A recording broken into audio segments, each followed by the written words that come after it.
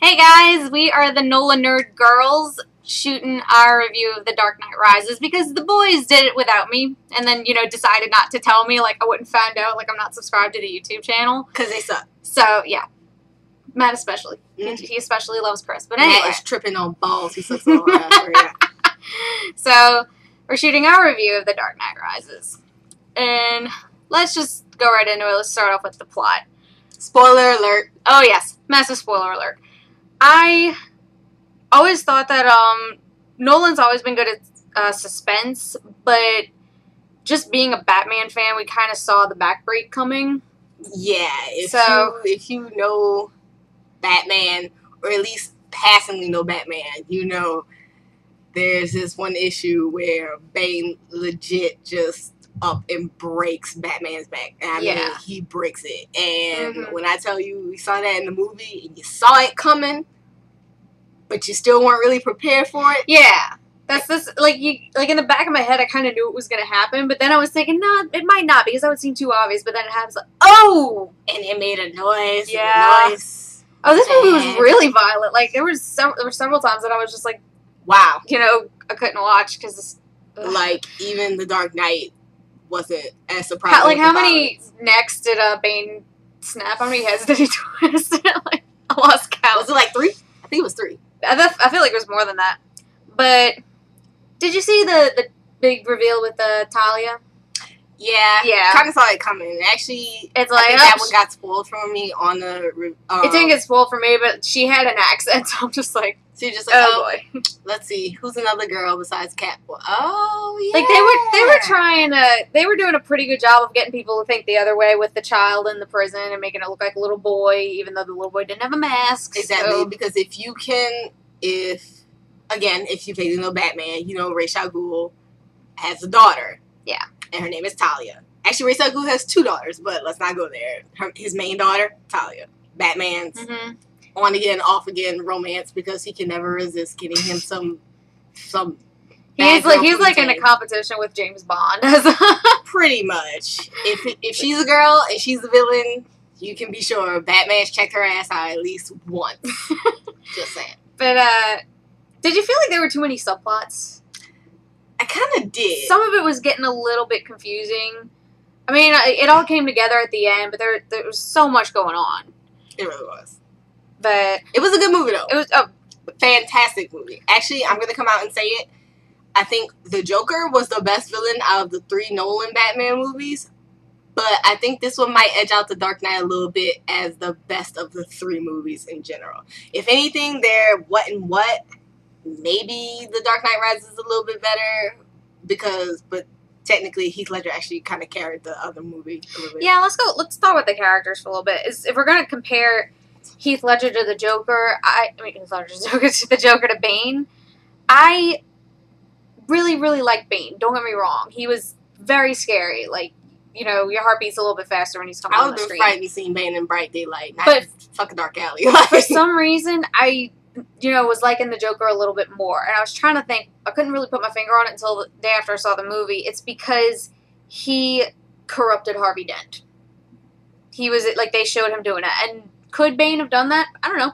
We'll never know. But they showed the Joker turning a hero into a villain. So, which is actually really, really genius move. Genius move. And again, don't get me wrong, Bane is amazing. He's one of the best Batman villains out there because he is a physical match for Batman, if not better, and he's intelligent. A genius, just like very Batman. Intelligent. Like, you always see this stereotype that strong brutes are exactly that. Strong brutes.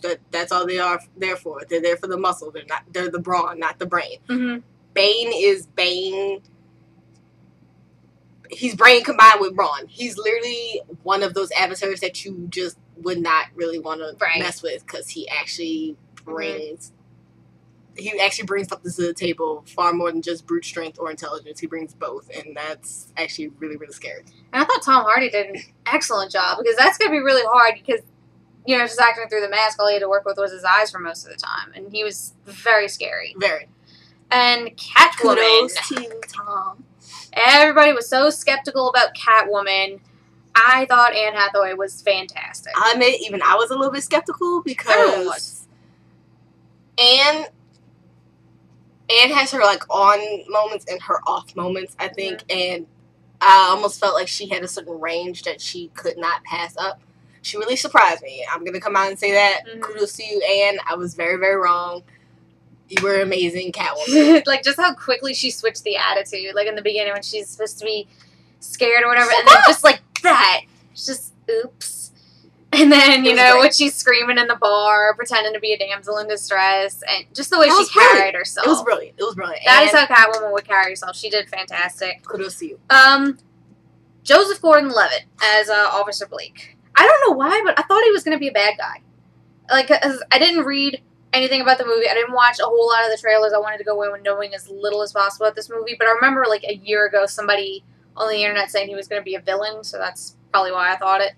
But I thought he did a good job. I didn't think he was going to be who we thought he was going to be at the end.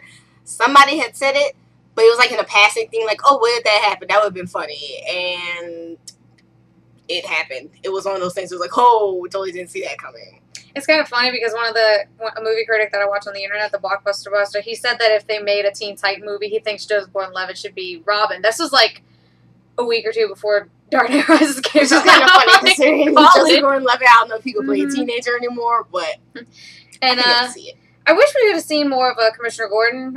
You know, he didn't really come back until the very end. Yeah, he wasn't that prominent in this one. I love Gary Oldman as Commissioner Gordon. He's probably my favorite character in this one. I love Gary Oldman, second to the Joker. I love Gary Oldman, period. Oh, yeah. Like, let's just say Commissioner Gordon, in the long run, has been one of the best badasses that Batman comics have ever seen. Honest cop in Gotham, few and far between. Has ever seen. Like, he's actually probably one of the best characters that's ever come out of the Batman franchise. But they do him right. I think Tim Burton's Batman, they didn't have the best Jim Gordon. I really like, they nailed it. Nolan.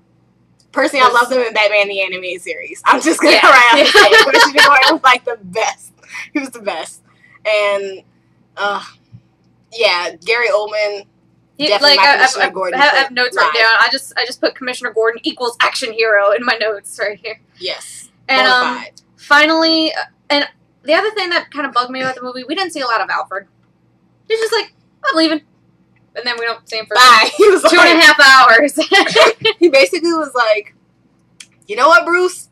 I'm kind of not here for your shit anymore. Yeah. I love you, and I love your parents, and they died, and I won't watch you die again. And Bruce is just like, psh, fine, bye, bitch. And Alfred's like, okay, then. And it was like, Alfred. I was so sad because I love Alfred, especially Michael Caine's Alfred, and we barely saw him this whole movie. I mean, granted, the few scenes that he was in really, really stood out, especially the one at the end where he's crying at the because graves. It was so meaningful, like, to watch Alfred go through these emotions and be like, and you never really see that side of Alfred in Batman comics, like, well, I mean, in the comics, yeah, like, but you never really see Alfred have feelings. You always see him as the loyal butler, the, here's your very coat, logical, Mr. Wayne, but, you know, here's your this, Mr. Wayne, and you actually saw how much of a toll this was taking on Alfred, because Alfred raised Bruce. He's family in this movie. This movie makes he really is.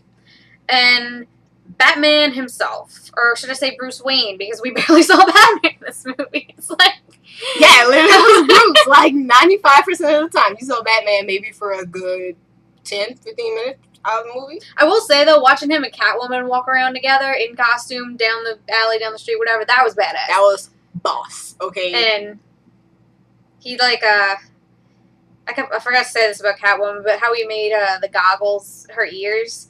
Nolan's always been really good at that, just grounding these movies in reality and making stuff believable. That was very believable. Because when I first saw the pictures, I'm like, okay, is she gonna be walking around with a little cat headband? Because that's kind of. But it was her goggles, and I was like, you know what? Yeah, it works. I believe it. I like that. I bought it. I bought it too. That was amazing. But as far as Christian Bale being Bruce Wayne, as always, good job. And as far as him being Batman, you know, the voice didn't really bother me this much this time, just because. That's because you hardly heard it. I'm so used to that, and I'm just so used to it, I really don't care anymore. One, you're used to it. Two, and we didn't hear it because we barely saw Batman. And three, that's because you were distracted by Bane's freaking voice coming out of that doggone. You can tell that they re-recorded the lines. Everybody else you can hardly hear. You hear Tom Hardy's like exploding out of the speakers, and it's just like, oh. A little bit louder than everybody else, but I'm kind of glad they did that because I'd rather him be louder than, not be able to understand him at all. Which you could kind of hardly do anyway, because, I mean, no, I love the way Tom Hardy talks, but it was pretty hard. It wasn't like Vader's mask where it's like, and you can actually hear what he's saying. I'm sure Chris called it this in the other video. It's, he called it Sean Connery meets Darth Vader. Fitting. Your punishment must be more severe. And it was like... We got 5 minutes left, so we gotta wrap this up. Let's just talk about the special effects and stuff. Which were phenomenal.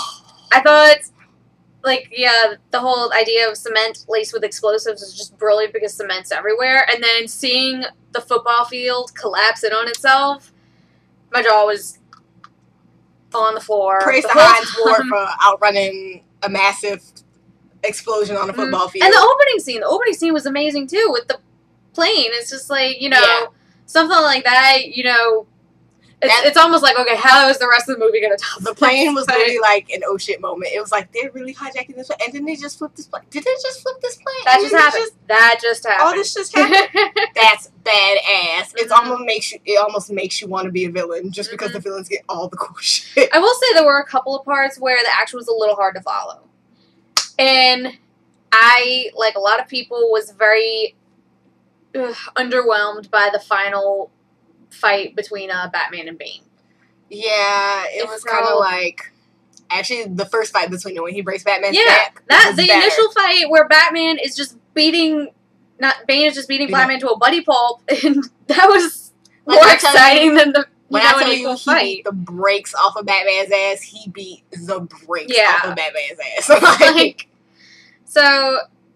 That was a little underwhelming. And then he's just taken out by one shot by Catwoman. Right. And then, the whole thing with Talia, I don't know. I feel like the ending could have been a little bit better, but the conclusion after that, it was cute. It was very cute. It was very cute. The last couple scenes, it was like, oh. And you think about it. He's in a Florence with Catwoman. And then you think about it, and you're like, should we really be awing the Batman? Especially Christopher Nolan's Batman. Right. Oh, it was really, really cute. Like, when you watch the season of Alfred and then you see that part again, you're just like, that's really cute. Partially because Michael Caine is so adorable as Alfred. Yeah. Because he's just an adorable old guy, and it's just, it was great. It was a really good ending. That was a really good ending. I think after this whole epic trilogy, it needs to end on a high note because that's what the people want. It did. And although I think even if they did leave, make it look like Batman really was dead, like if they actually did kill Batman, it would still kind of be okay. But nobody wants to kill Batman. Somebody's gonna kill Batman. He's the goddamn Batman. He's the goddamn Batman. Okay, but I'm sorry. How many shits out of 10? Yeah.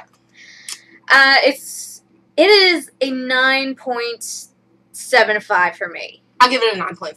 9.5 shits out of 10. This is, despite all the critiques I'm giving, I really, really enjoyed myself with this movie. It really was a good thriller. I mean, it was 2 hours and 45 minutes long, and you have no idea. It did not feel like 2 hours and 45 minutes long. It almost felt like it actually flew by too fast. You almost wanted it to keep going. Like, I don't know if this is a movie I watch over and over and over again with the whole 2 hours and 45 minutes, but it was a good 2 hours and 45 minutes. And it was like, holy shit. It's not even really just a good comic movie. It's just a good story. It's a really good story. And, I don't know if I would say everybody's comparing it to The Dark Knight. I don't know if I would say it's better than The Dark Knight, but I think it's just like the perfect final puzzle piece for this whole thing. It really was good. It really slotted together as a fantastic trilogy. So, I mean, you could kind of just throw Batman Begins away, but... Well...